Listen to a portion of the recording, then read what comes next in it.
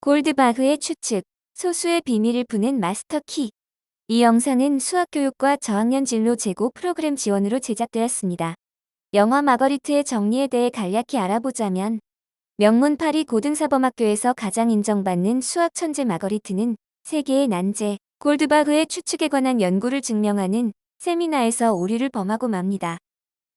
그날 이후 충격에 빠져 학교를 그만둔 마거리트는 새로운 세상을 마주하며 변화하기 시작합니다.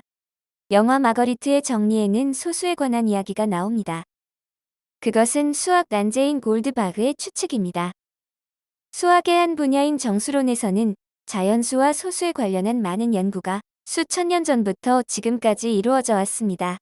모든 자연수는 소수의 곱으로 표현될 수 있기에 자연수를 이해하기 위해서는 소수를 이해하는 것은 필수적입니다.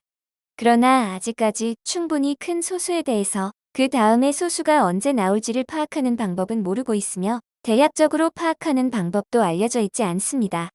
이 영화에서 나오는 골드바흐의 추측은 모든 짝수는 두 소수의 합으로 표현될 수 있다고 합니다. 그리고 우리가 아는 모든 짝수는 두 소수의 합으로 표현이 될 수 있습니다. 그러나 왜 그런지는 모릅니다.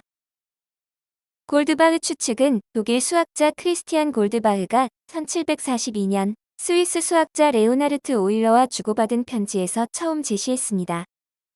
골드바흐는 편지에서 모든 짝수는 두 소수의 합으로 표현될 수 있다라고 썼습니다.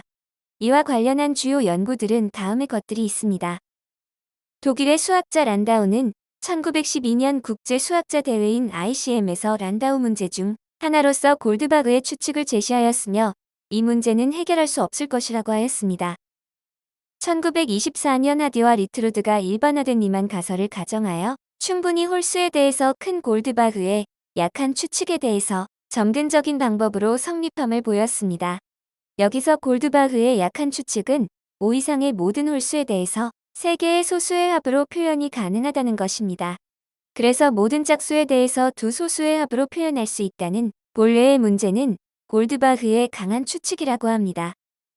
1948년에는 시브 이론 즉 체 방법으로 레니가 충분히 큰 모든 짝수는 소수 하나와 기껏해야 K개의 소수가 곱해진 거의 소수인 수로 나타낼 수 있음을 보였습니다. 1975년 몽고메리와 보는 대부분의 짝수는 2개의 소수로 표현될 수 있음을 보였습니다. 영화에서는 골드바흐 추측을 연구하는 내용이 나옵니다. 대표적인 등장인물은 마거리트와 루카, 노아 베르네르 교수가 있습니다. 마거리트는 골드바흐의 추측을 연구하는 박사과정생으로 세미나에서 오류를 범하고 원래 한 명의 제자만 둔다던 지도 교수님이 새로운 제자인 루카를 받아들이게 되며 지도 교수님으로부터 버려졌다고 생각해 학교를 그만두게 됩니다. 마거리트의 지도 교수가 제자로 받아들인 학생이 루카입니다. 마거리트와 연구 주제도 겹쳐서 마거리트가 불편함을 느끼는 상대입니다. 또한 세미나에서 마거리트에게 증명의 오류를 지적한 인물이기도 합니다. 노아는 마거리트가 학교를 그만두고 나왔을 때 같이 룸메이트 생활을 하며 생활했던 댄서입니다. 자유로운 그녀는 마거리트의 삶의 새로운 시선을 제시해 줍니다. 마지막으로 마거리트와 루카의 지도 교수인 베르네르 교수입니다. 마거리트가 자퇴한 후 그녀에게 찾아가 홀로 연구하던 그녀를 응원하고 조언합니다. 후에 그녀의 성공을 진심으로 기뻐하는 모습을 보입니다. 영화의 주인공인 마거리트의 연구 주제는 골드바흐의 추측입니다. 마거리트는 3년간 연구해온 주제를 발표하는 세미나에서 예상하지 못한 부분을 루카에게 지적을 받고 충격을 받습니다. 그 전부터 지도교수와의 갈등이 있었던 그녀는 연구에 흥미를 잃게 되고 수학이 자신을 버렸다고 믿으며 학교를 그만두게 됩니다. 후에 아르바이트 교육을 받던 도중 만난 노아와 함께 우연히 룸메이트 생활을 하게 됩니다. 신발 매장에서 일을 하고 노아를 따라서 클럽에도 가봅니다. 월세를 벌기 위해 마작을 시작하기도 합니다. 마거리트는 그동안 이론적으로 잘 정리된 수학의 세계에 갇혀 있었지만 일탈을 통해 자신의 연구에 대한 새로운 아이디어를 얻으며 수학에 대한 열정을 되찾게 됩니다. 학교를 자퇴한 후 루카를 찾아가 같이 연구할 것을 제안하는 마거리트지만 늘 홀로 연구하던 마거리트는 연구 방식에 대해 루카와 갈등이 생기게 됩니다. 하지만 루카에게 자신의 사적인 고민들을 털어놓고 루카와 가까워지며 루카는 다시 그녀와 연구하겠다고 마음을 먹게 됩니다.